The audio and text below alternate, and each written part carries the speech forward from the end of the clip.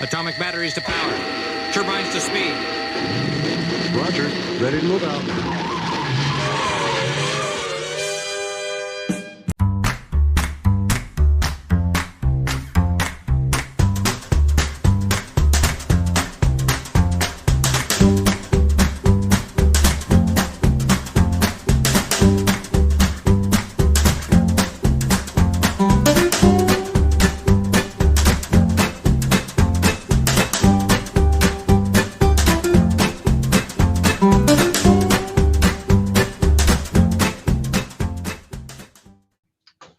Welcome back. I'm Christopher Brannon with the Coeur d'Alene Public Library.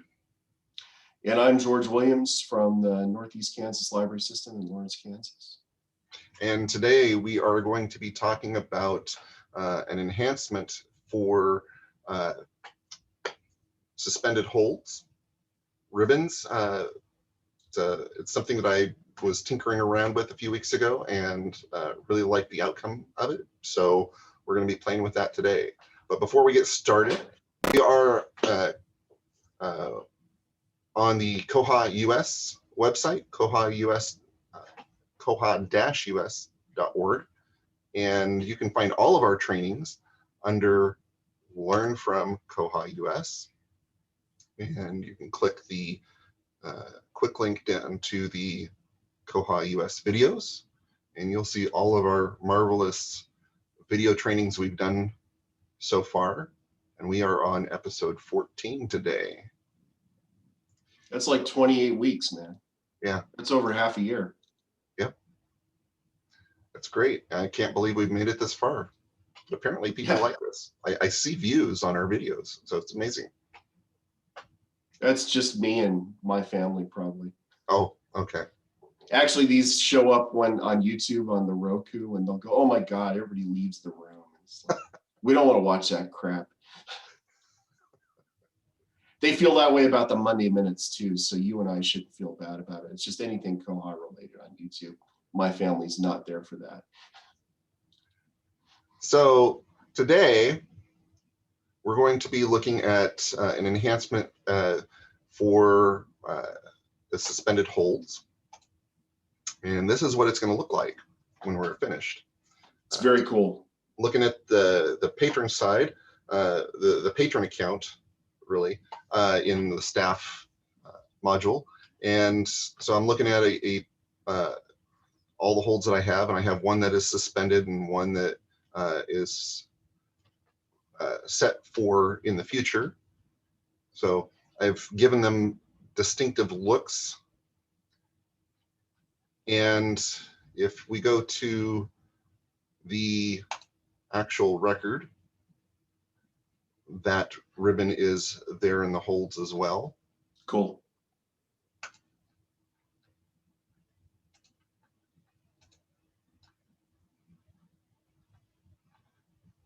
And also on the OPAC, if you're looking at your account, shows up there as well.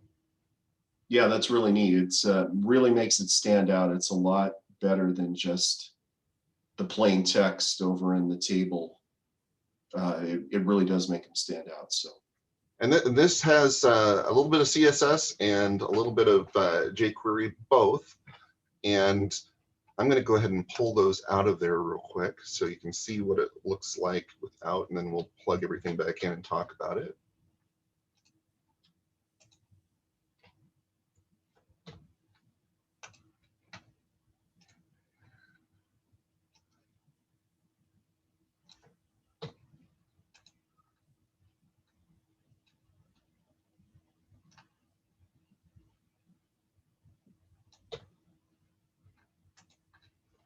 Okay, so without that, here's how the holds normally show up. Nothing really stands out about them that, when you've got a bunch of holds, the only thing that really stands out is the button and a little message. And even then, you can't tell that it really doesn't stand out that this hold is for in the future. Right. This hold is just suspended other than that message down there. wanted it to stand out a little bit more. Same for on the page. There's not a lot except when Right, the unsuspend button instead Okay. of suspend. Yeah, Exactly. Doesn't really make that stand out. And when you're looking at an account that has both suspended or bib that has both suspended and holds that are for the future, there's very little distinction between the two. I often have staff that are a little confused about why isn't this hold triggering? You have to look at right. it because they set it for in the future. So They have to become detectives, which, and if it's something you don't encounter, yeah. Well, it's the kind of thing where if you don't encounter it every day, all the time, it's hard to remember where to look. Yeah. So we're going to talk about that. And just so you know, I do have these both the OPAC side and the staff side on the jQuery library. So I will provide links to those in the video and on the koha-US learning page, so you can find those easily. But I've included both the CSS and the jQuery that is required for that. Cool. So let's go back, and we're going to start off with our CSS. Let me grab the OPAC CSS, stick it in here, and talk about this briefly. And I do have, there are some slight differences between the OPAC CSS and the staff side, the intranet CSS, simply because the layouts are slightly different. Right. And I have to accommodate for both of those. So I see a lot of classes here I don't recognize. So ribbon, row adjust, and suspend ribbon. Those must be classes you're creating with the jQuery. Right. So cool. The first section here, the ribbon row adjust, I assigned that class to the row that has a suspended hold because I'm making a little bit more room for that ribbon. Otherwise, it starts covering up things, information, and we don't want to cover up information as much as possible. So I've expanded that row just a little bit. So I'll find that row and I'll assign that class to it, and that'll give that height that we need for that ribbon to be added underneath in that first cell.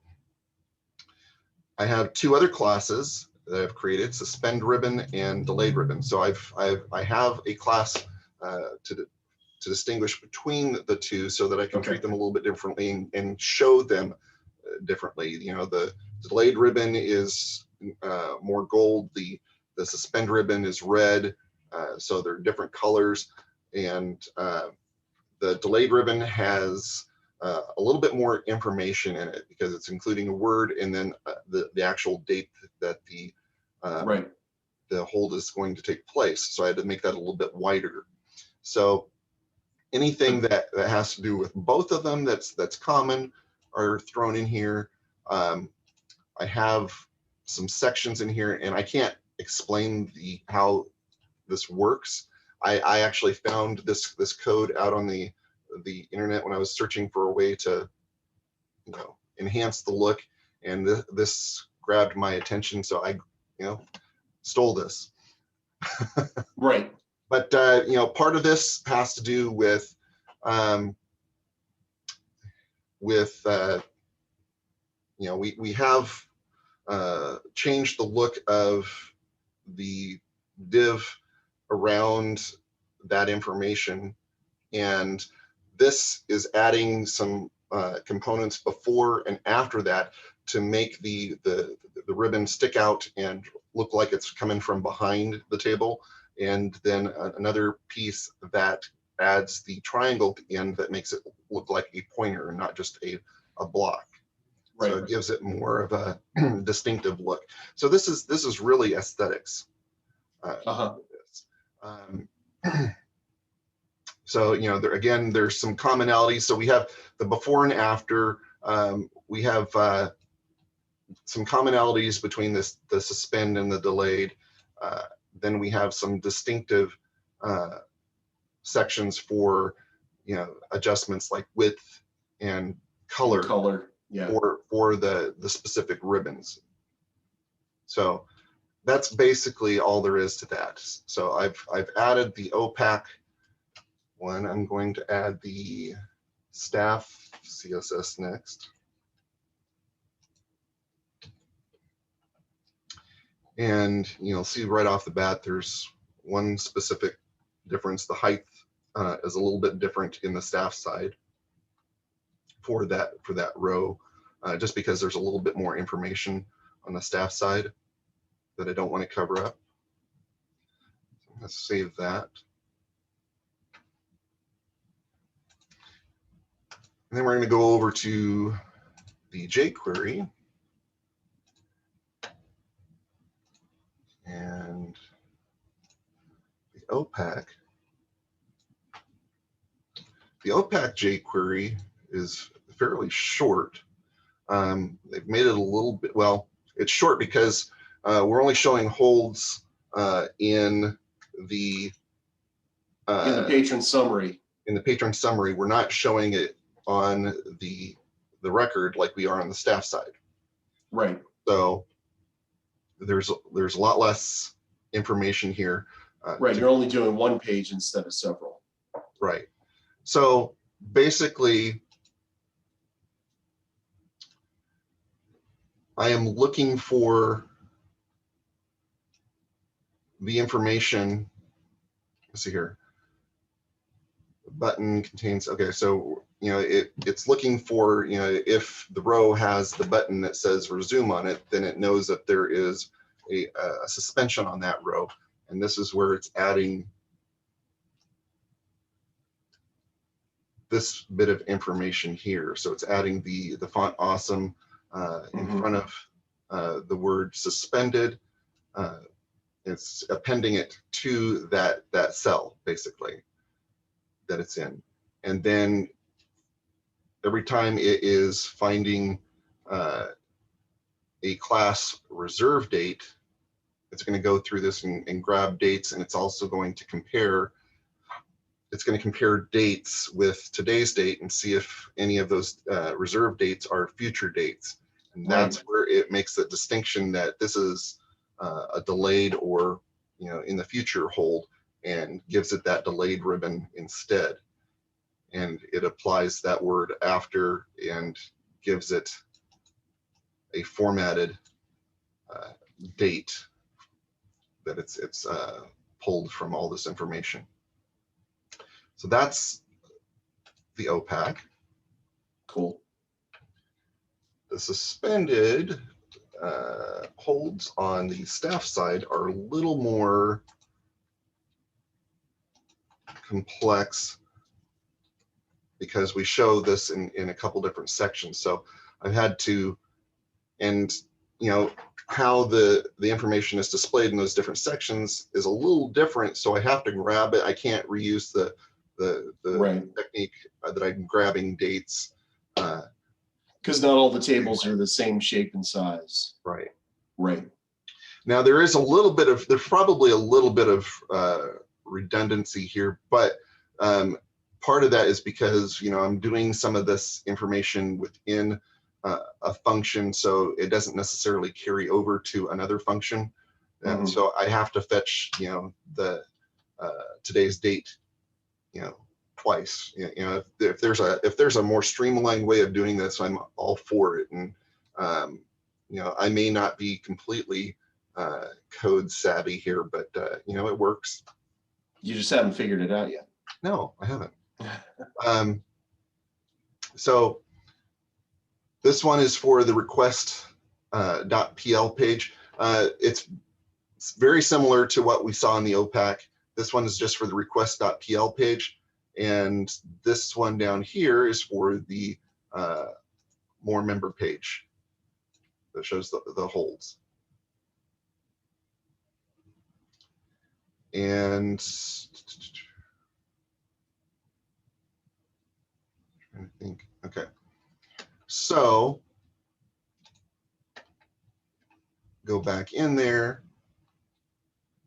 go back to my account here, look at the holds, and there we have our hold. So the rows, it knows that there's a hold on this particular row that's suspended, and it's making it just a little bit taller for that ribbon, so to it's fit the not ribbon in there. Yeah.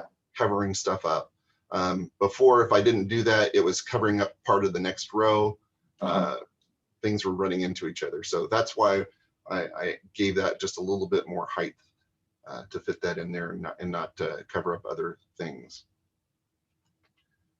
So there is that, and then back over on the patron side.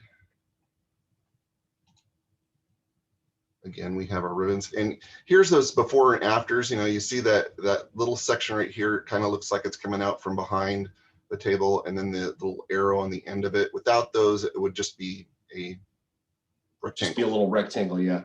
Yeah. So what's the fun in that? A little bit more pizzazz to it. Yeah, rectangles are no fun. No.